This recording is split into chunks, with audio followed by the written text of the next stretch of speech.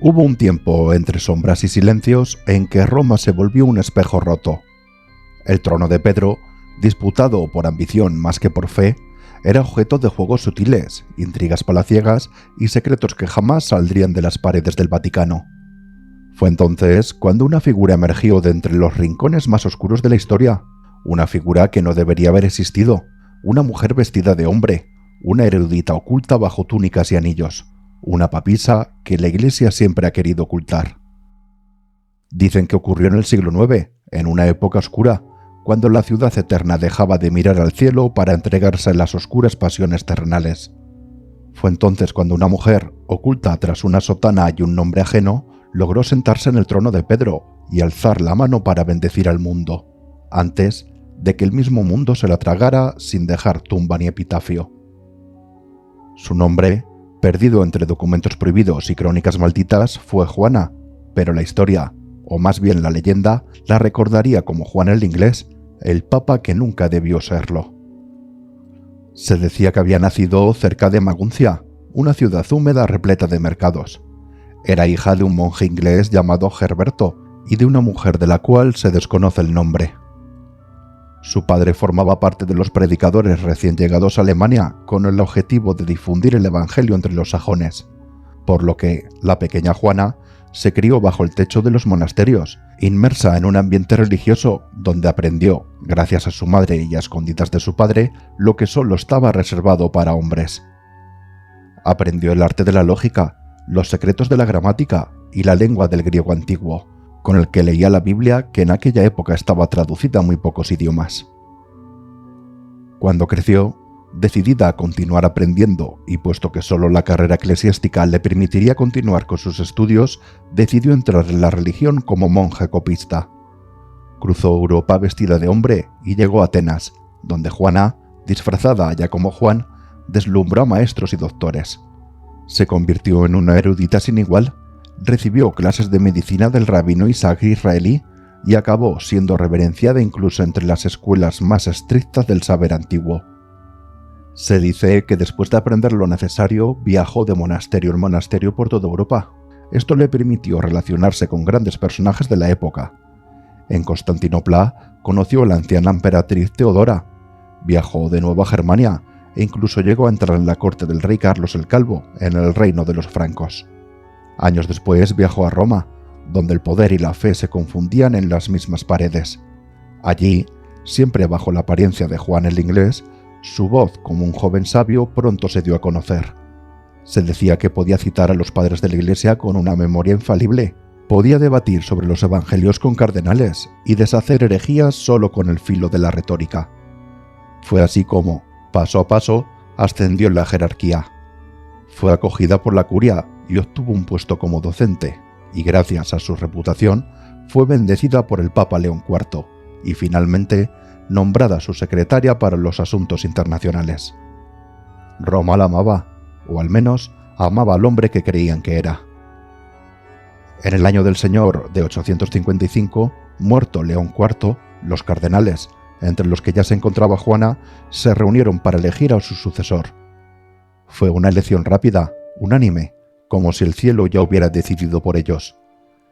El elegido fue Juan VIII, el sabio, el íntegro, el hombre que había viajado por toda Europa buscando conocimiento, el hombre que en realidad escondía un vientre de mujer bajo el ropaje blanco del pontífice. Durante 2 años, 7 meses y algunos días, gobernó la Iglesia con pulso firme. Dicen que restauró concilios, reorganizó órdenes y defendió la ortodoxia con una elocuencia que lava la sangre.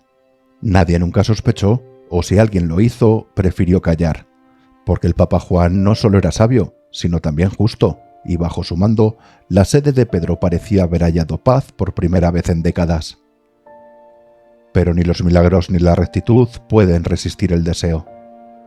Juan había mantenido en secreto su relación con Lamberto de Sajonia, embajador imperial.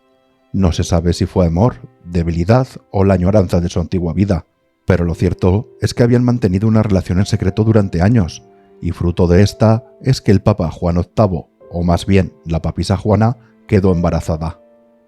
Juana lo ocultó, como había ocultado todo. Tal vez pensó en acicar, tal vez confió en que el niño nacería en silencio, en una estancia apartada, entre las sombras del Vaticano. Pero Roma, como el destino, tiene otras formas de escribir la historia. Una mañana de primavera, en plena procesión desde San Pedro hasta Letrán, cuando la multitud cantaba himnos bajo un cielo sin nubes, la papisa comenzó a tambalearse. Un sudor frío le cubría la frente y su rostro, antes sereno, se desfiguró por el dolor. Intentó seguir caminando, pero a medio camino, frente a la iglesia de San Clemente, cayó al suelo.